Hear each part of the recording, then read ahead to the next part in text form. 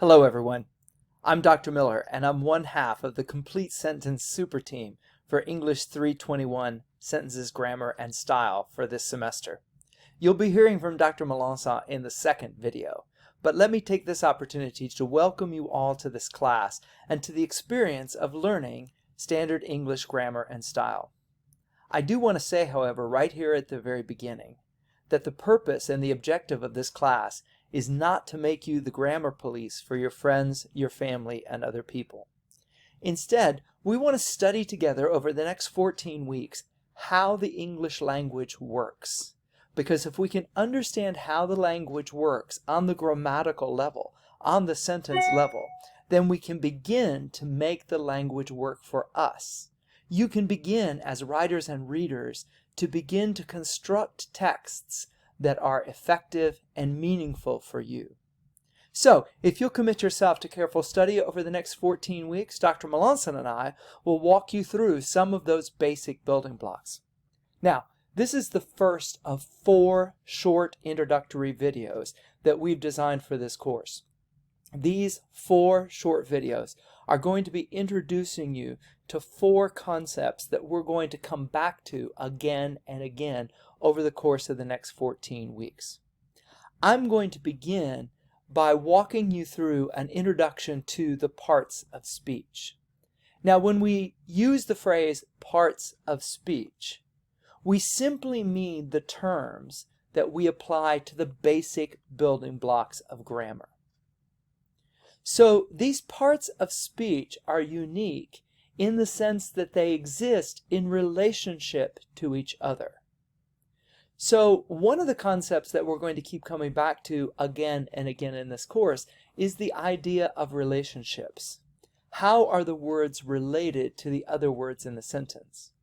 The other key concept that we're going to keep coming back to is function. How do they function? And relationship and function go hand in hand. So when we begin to think about parts of speech, we need to immediately think about relationships. Now, the most important element in English grammar is the verb. The verb is the action word, and it is foundational to everything else we do in English. Related to the verb is the adverb, and as the name implies, the adverb is a part of speech that adds quality to the verb that the verb does not inherently have. So verbs and adverbs form one key group of the parts of speech. Another key group in parts of speech are formed by the nouns, the pronouns, and the adjectives. Nouns, you may have learned in elementary school, are the names of persons, places, or things. But in fact, nouns are really the actors in relationship to the verbs. And so as actors, they can either do action or receive action or be in some kind of relationship to the verb. Pronouns can substitute for nouns, and adjectives, like adverbs, add to the experience of the noun, the quality of the noun. They modify the noun. A third group of relationships in the parts of speech are made up by the prepositions, the conjunctions, and the interjections. We might say that these are the accessories to the language. Prepositions, you'll recognize the word position buried in the heart of preposition, and these are words that establish spatial and temporal relationships.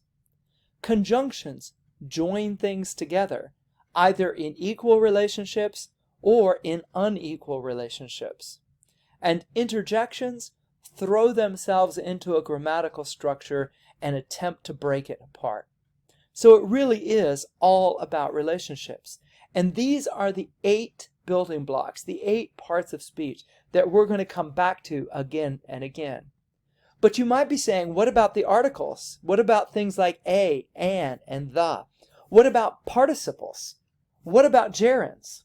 Well, I should probably go on record at this point and say that I'm not even sure that gerunds exist, but more about that when we get to that point in the course.